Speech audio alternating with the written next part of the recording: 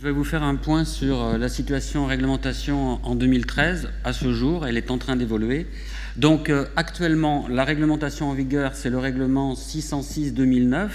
Et à la ligne 40 de l'annexe 1A, on trouve que la désalcoolisation partielle est autorisée, et seulement pour les vins, dans les conditions de l'appendice 10. Donc ça veut dire que tout ce qui est sur mou, donc c'est dans le cas du Redux, la technique Redux qui se fait sur mou, évidemment, pour l'instant, elle n'est pas autorisée. Ou en cours de fermentation, éventuellement, s'il y avait des nouveaux procédés en cours de fermentation, ils ne seraient pas autorisés aujourd'hui. Donc cet appendice 10, il définit certains critères. Donc il dit que l'élimination peut se faire par des techniques physiques séparatives, donc il ne les cite pas, donc par défaut, toutes elles sont autorisées. Les vins alors, tout autorisé sous réserve que les produits répondent aux caractéristiques de contact alimentaire, etc., bien sûr. Les vins traités sans défaut organoleptique, sur un vin n'ayant pas été enrichi, évidemment. Si on a enrichi le vin et qu'on le désalcoolise, il y a une certaine un manque de logique. La désalcoolisation est bloquée à moins 2 degrés maximum, dans la limite du type de vin élaboré. Ça veut dire que si on est dans un endroit où il y a un degré minimum, on ne peut pas descendre en dessous, même si on n'enlève que 2 degrés. Le traitement sous responsable d'un œnologue, inscription du traitement sur le registre et les documents d'accompagnement du vin, et déclaration préalable auprès du service de la DGCCRF, comme l'acidification ou la chaptalisation, par exemple. Donc, dans le cadre de la 606, il faut savoir qu'il y a aussi des dérogations possibles qui permettent d'aller plus loin, mais donc c'est sous contrainte, c'est soumis à déclaration préalable, il y a des autorisations. On peut exporter, ce qui n'était pas le cas avant 2009, mais avec des contraintes de traçabilité. Ensuite, le gros problème qu'il y a, c'est qu'il y a création de sous-produits, notamment sur les vins et production d'alcool.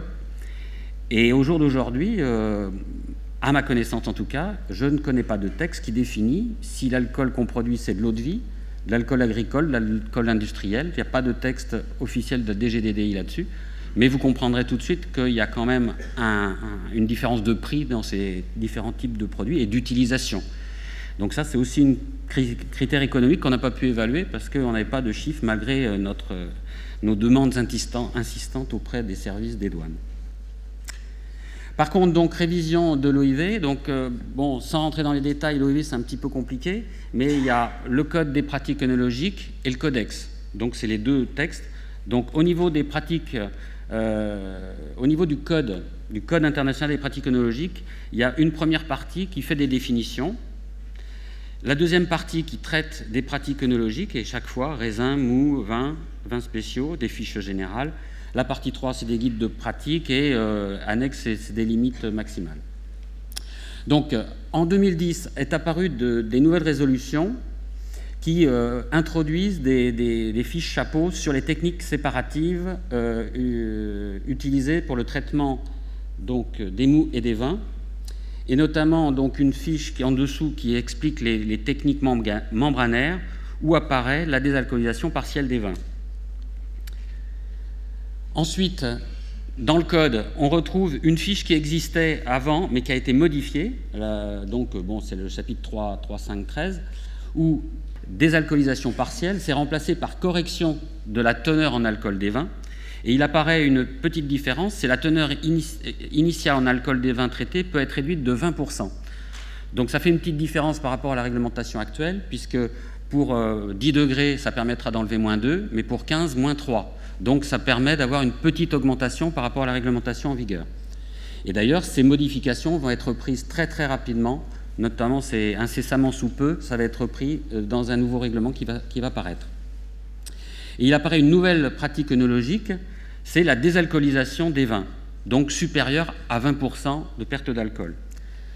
Du fait de l'apparition de ces nouvelles fiches, il apparaît 2 définitions dans la partie 1 du code, avec des boissons obtenues par désalcoolisation des vins. En fait, c'est une désalcoolisation totale, avec des boissons sans alcool inférieures à 0,5% d'alcool. Et une deuxième définition, c'est des boissons obtenues par désalcoolisation partielle des vins. Et ça, c'est des boissons avec un alcool compris entre 0,5 et 8,5. Le souci, c'est qu'on peut faire une désalcoolisation supérieure à moins 20 et rester au-dessus de 8,5. Et ça, pour l'instant, personne n'y a pensé. Enfin, Je pense que si, il y en a beaucoup qui ont pensé, mais il n'y a pas de définition.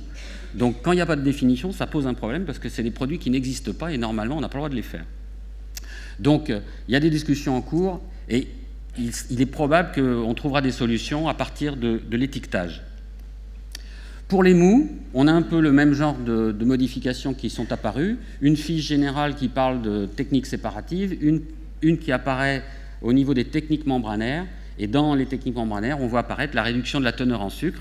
Donc c'est le fameux Redux, qui apparaît effectivement, et ça c'est depuis 2012, réduction de la teneur en sucre, et donc le procédé Redux qui est, je dis Redux parce que pour l'instant au niveau des fabricants, il n'y a que Bucher-Valin qui en propose un, et donc qui permettra d'éliminer un petit concentré de sucre.